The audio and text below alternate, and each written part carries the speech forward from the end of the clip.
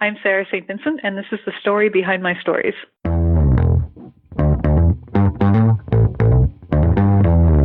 You're listening to the Author Stories Podcast, bringing you the story behind the stories and the storytellers. Margaret White, Terry Brooks, Sheena Kamal, Matthew Quick, J.T. Ellison, Walt D. Williams, Brad Thor, Corey Dr. O, Brandon Sanderson, Robin Mott, Ernest Klein, Jim Butcher, Sherwin Harris. Visit hankgarner.com for archives of all the shows.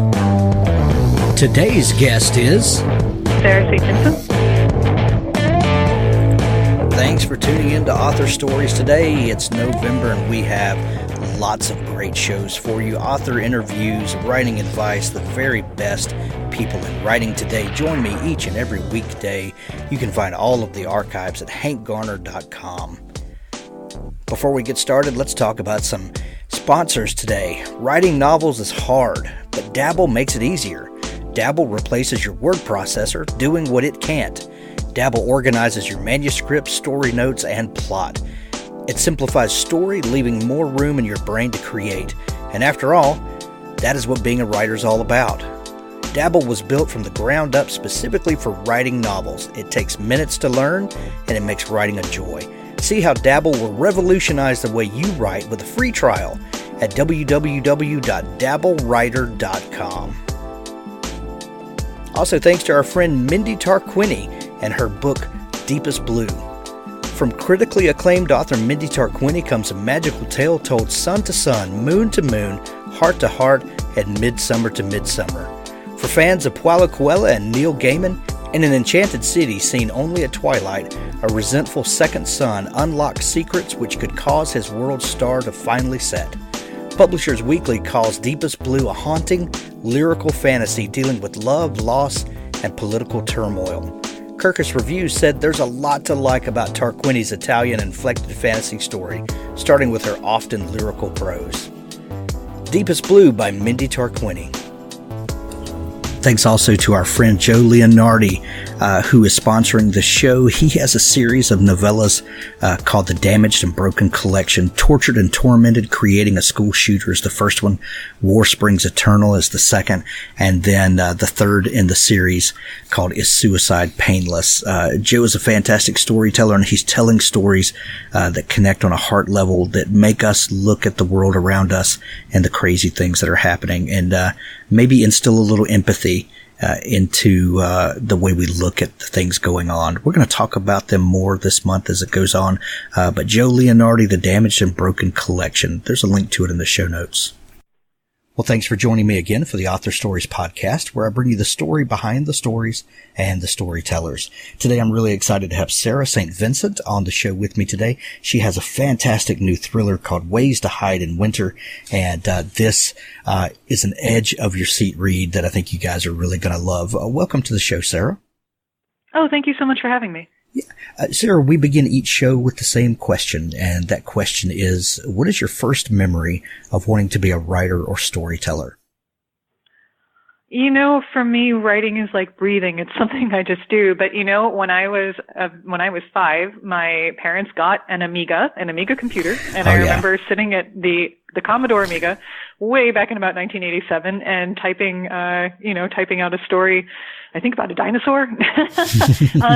So I've done mostly poetry actually for most of my life, but I've always been a writer.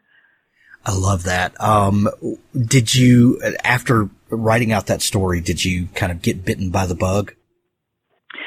Yeah, like I was lucky to have parents who always encouraged my writing, and I went to, rural schools that were disadvantaged in some ways, but always had wonderful English departments, and I received a lot of encouragement throughout my life. But I think that, writing is just always something, it's the thing I do best, it's the thing I always wanted to do most in the world, and I'm just really grateful that now I'm able to share a piece of that with others.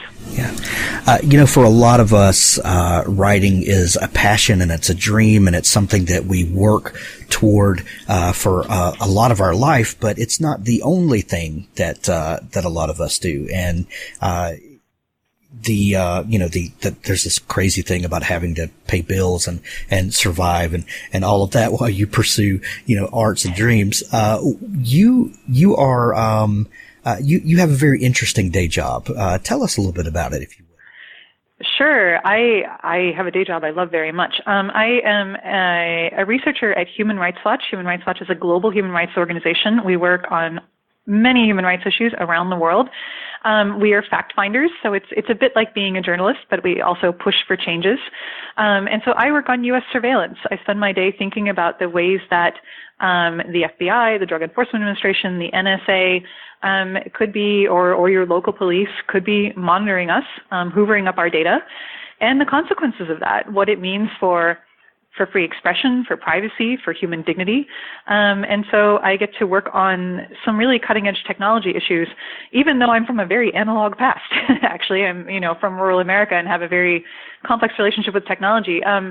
But it's a fascinating job. There's something new every day. And I really do believe in the human rights consequences of some of the technology that all of us are carrying around in our pockets right now.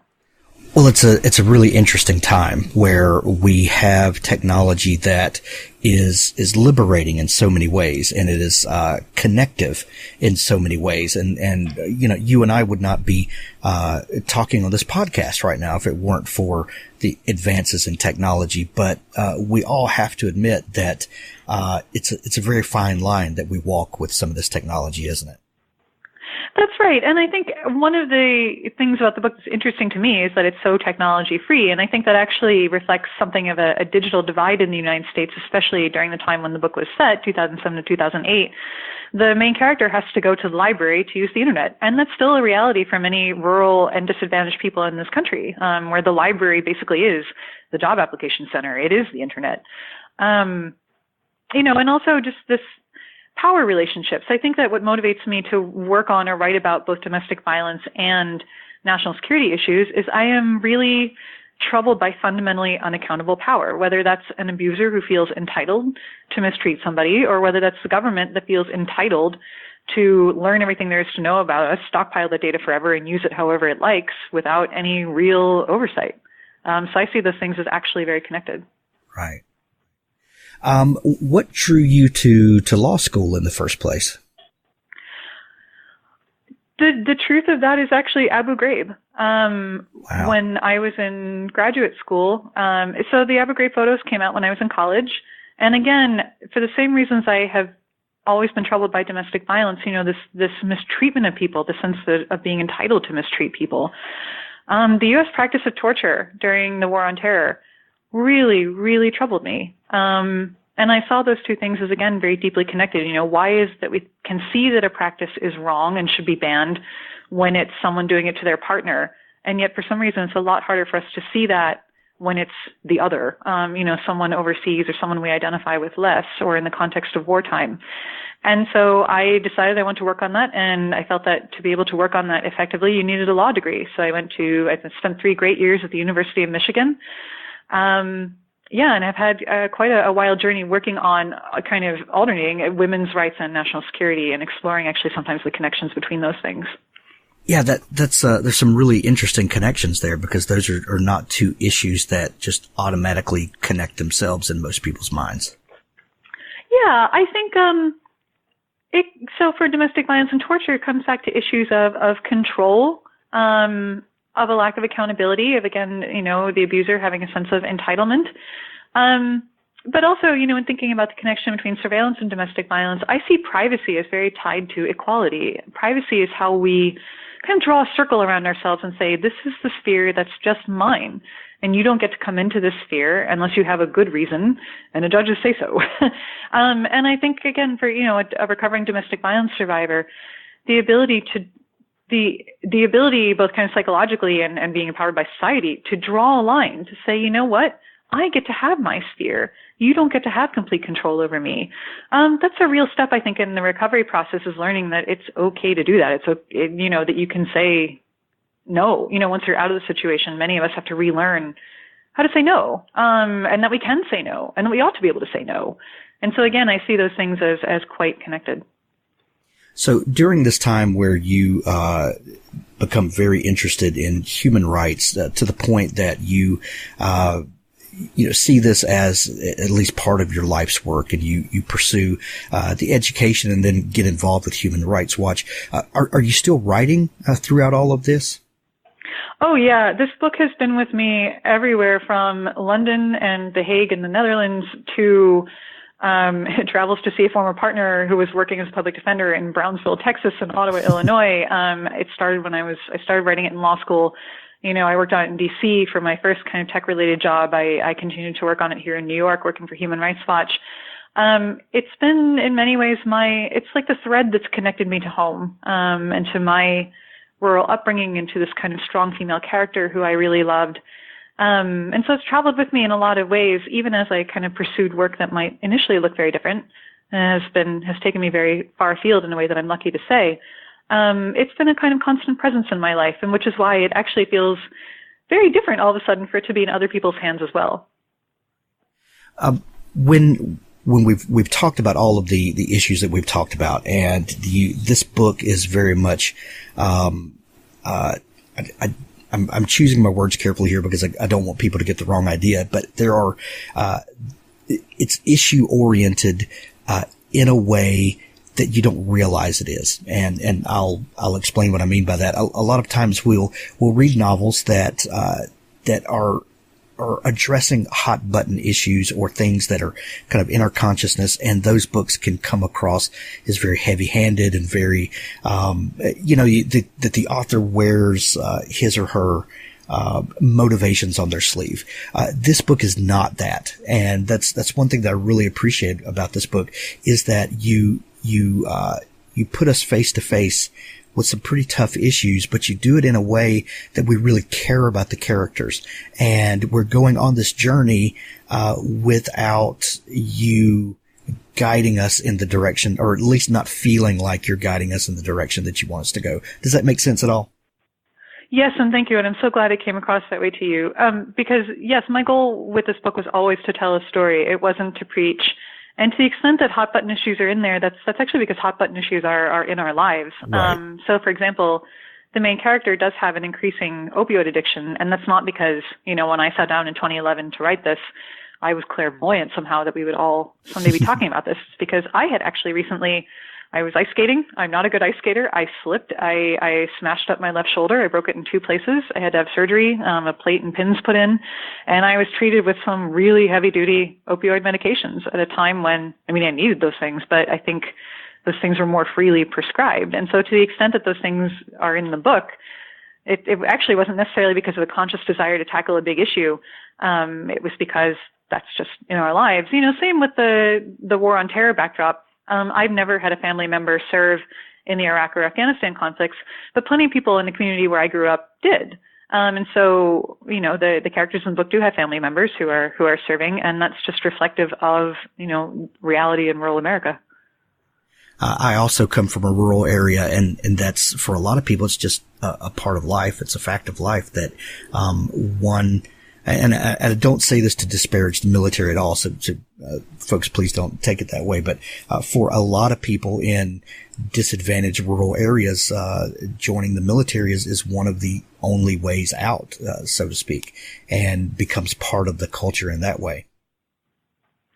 Yeah, and I've seen it. I hesitate to, because again, this is not my personal experience, but for friends and people I knew from high school, I've seen it be a good way out. I have also seen, sometimes people have to grapple in a very real way with the realities of being the one left behind, the basically functional single parent, while the other parent was serving overseas. And I think that, there's a very nuanced picture there. My grandfather fought in World War II, and had some stories from that, and there are bits of this in the book that, maybe there are things that happened during war that I don't know if everyone always feels so free to talk about. That you can feel that service is honorable and that you've served honorably, and yet, seen or heard about some very difficult things. And so again, it's not, most of what's in the book was not something I consciously put there. It just was, it's like taking if your life were a sort of a mirror and you took a hammer and you hit it and it kind of broke into fragments. It's kind of tied to reality, but it's still fiction. So I tried to write something that's very honest, really.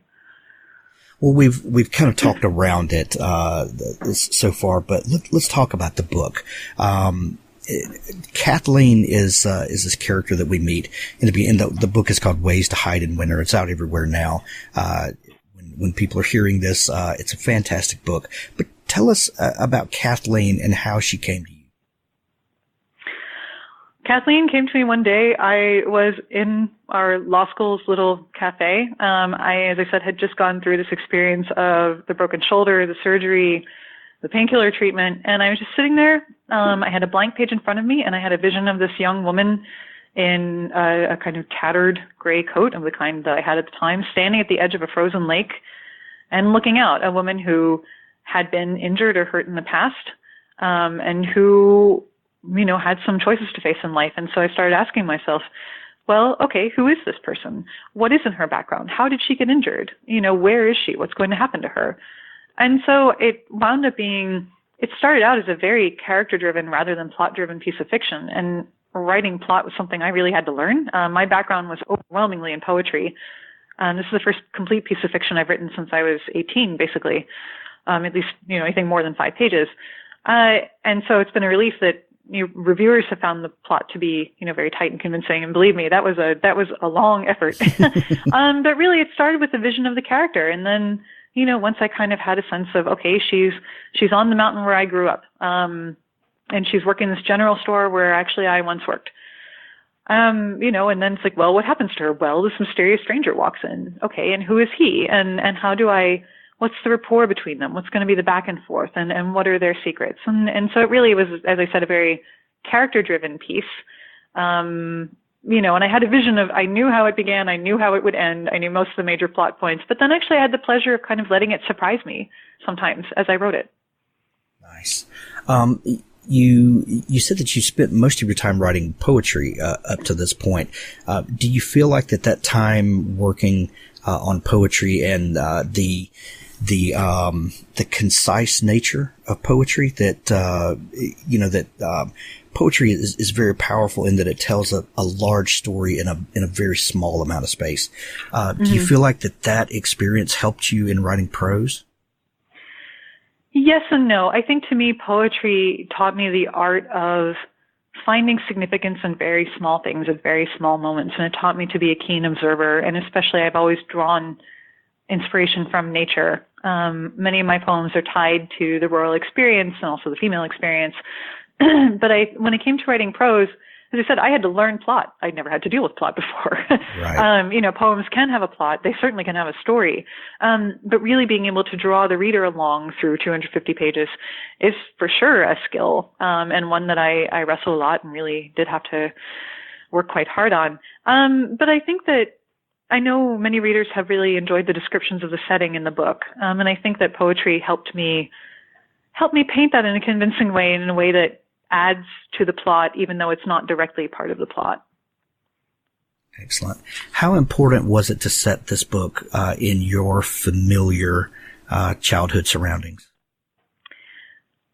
You know, the story is, in a way, it wasn't even a choice, really. The story is inextricable from its setting. And part of that is because, as I realized kind of later in life, not when I was a child growing up, but there was a secret World War II era prisoner of war camp at Pine Grove Furnace, where the U.S. shipped Axis officers for interrogation. And that camp is now in ruins. There are some local historians who have done some amazing work, kind of starting to excavate the place and figure out what went on there, and who was involved. But to me, that was so powerful that, first of all, this place is so isolated that you could hide hundreds of prisoners there. And that really happened. That's real. There's a historical marker there. You can go walk in the woods and see the cement foundations, you know, among the weeds and the trees where this camp used to be. And I actually provide the website at the end of my book where you can see some of the work that those local historians have done. But again, that relationship, you know, secrecy, potential abuse, moral dilemmas. You know, do we think it's okay that these Axis officers were potentially subjected to harsh interrogations up to and including torture? You know, the book doesn't really wrestle directly with that, but there's that interplay of a place that itself has a really complicated past. Right.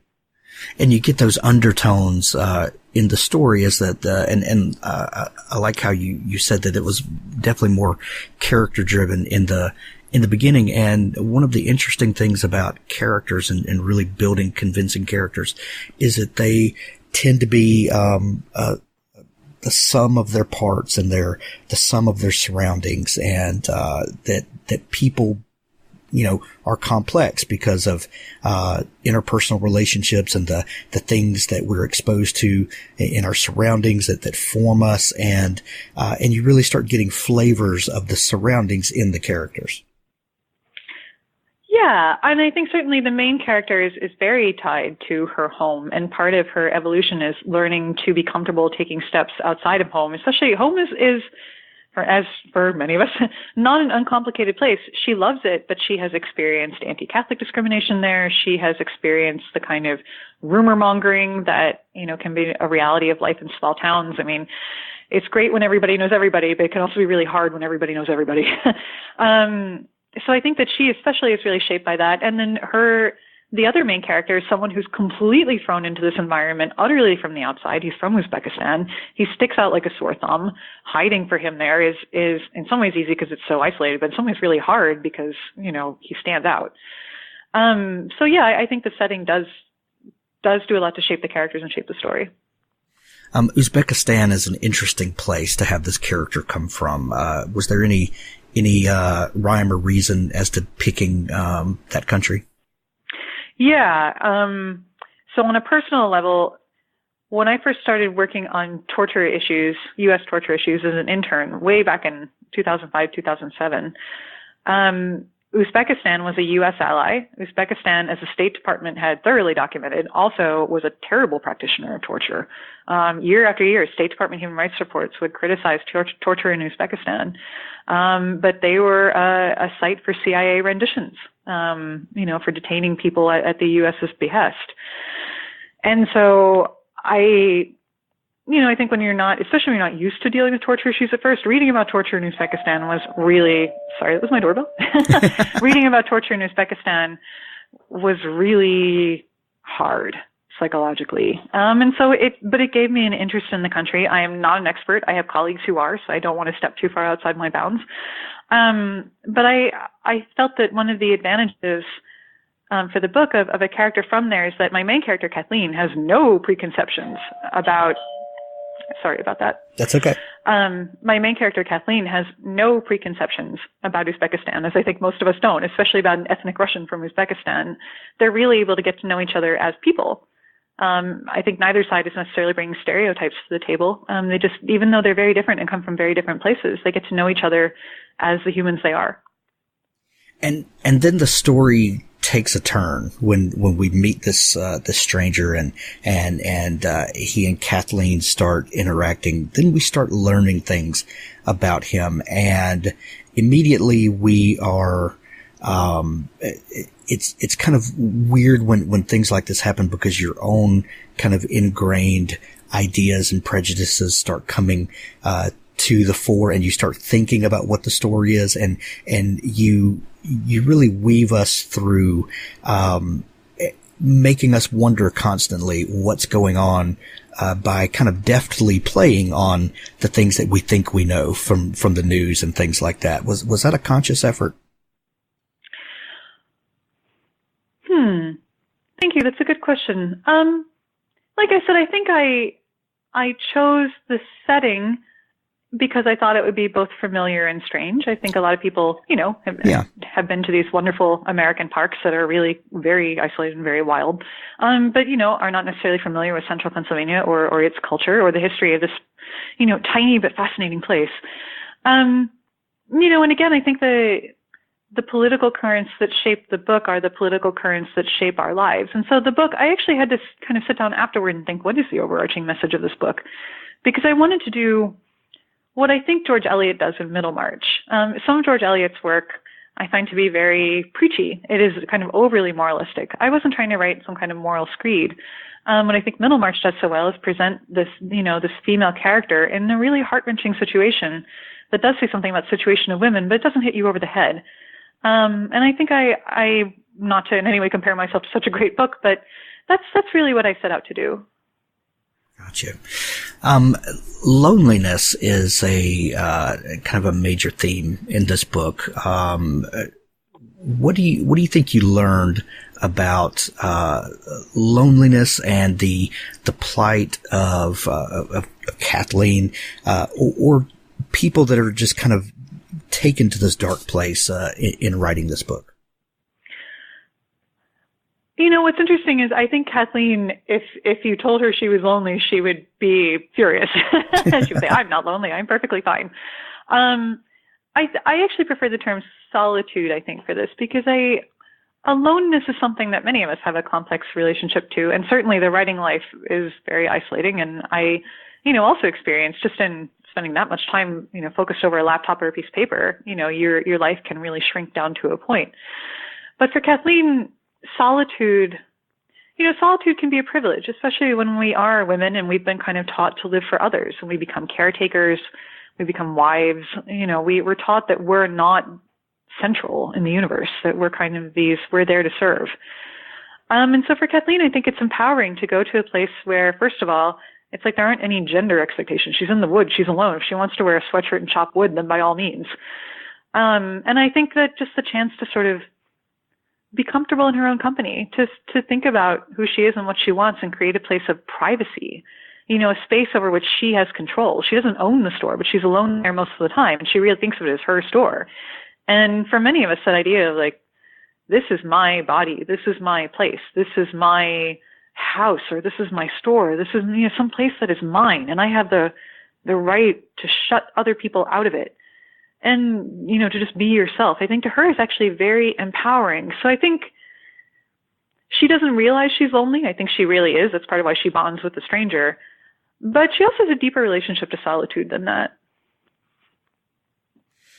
You talked early on that you've gotten lots of comments about how tightly woven the plot is, and I agree.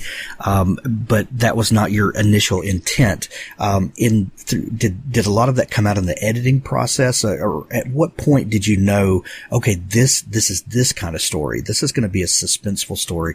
And then what was your process like to go back through and to edit that to the point that the plot is so tightly, or did it just come organically to you? A bit of both. I think, I had always wanted to write something, where the plot obviously pulled people through, but I definitely had to learn to listen to my readers when they say, you know what, I get that you love this description of the collapsed barn wall, and I know you think it's symbolic, but it's just not doing anything for you, and we need to keep the plot moving. And so learning to edit was definitely a step. And frankly, like being a lawyer and working for other people, especially for an organization with other great writers and editors where I don't have a choice, sometimes if somebody wants to take that sentence out, it's coming out. I think you have to learn to take feedback and be edited. And for me, yeah, that was part of the process. And also the plot, I always had the main points of the plot in line. I think pacing is maybe more what I struggled with the most, to just keep things moving. And if things start to drag, you need to introduce something. And that's where I was able, ultimately I figured out I can make my minor characters do more work for me, with their lives. And, I can make them richer and more believable people. And in doing that, I also help move the plot along because we're hopefully interested in what happens to them and what they're going to do. And because they all feed into the main story as well. But I think this is where, my colleagues are saying, my colleagues have been wonderful, but they're like, wow, how did you do this? And, I don't know if anyone would ever say, make this look easy or anything like that, but it wasn't easy. It was work, and I did have to learn. I wasn't just sort of born knowing how to do plot. I'm sure some people are, but I wasn't. And so I guess to anyone out there who's writing their first novel, I guess I just wanted to validate and say, like, it's okay not to be good at everything, because your readers and editors are going to tell you what's working and what's not. And if you can take that feedback, while also trusting your instincts sometimes, but if you can take that feedback, it's going to be a better product. And we can all learn to do things better that we didn't do well initially. Exactly. Well, Sarah, I love the book.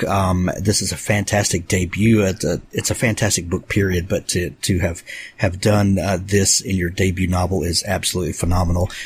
There's links to it in the show notes, and we're going to send everybody to pick up a copy of Ways to Hide in Winter.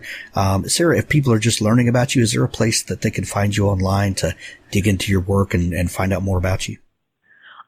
Sure. I'm a U.S. surveillance researcher, so actually my social media presence is not very big. Make of that what you will. But I am on Twitter. I'm at SarahSt.B_HRW. I'd be more than happy to interact with readers there. I have a biography online at hrw.org. I think those are the main places. But thanks again for having me on. This has really been a wonderful conversation. Thank you, Sarah. Thanks for listening to the Author Stories podcast. You can find archives of all of the shows at hankgarner.com, and when you're there, please subscribe. Up next is an audiobook clip from Richard Gleaves' The Jason Crane series. Midnight struck. The Sandman had come. A few faint notes drifted through the rooms of 417 Gorybrook. The hollow wind testing the weatherproofing, the weak scritch of the persimmon tree against Zeph's window, and the drone of Hedwig's snoring. The old house shifted, creaked, and the shade of Agatha Van Brunt descended from the attic. "Brom?" she called. The ghost paused, collecting herself on the stair. She passed a mirror, but the glass remained empty, reflecting only absence. Agatha would not have recognized herself anyway. She had been beautiful long ago, and still was in her own mind.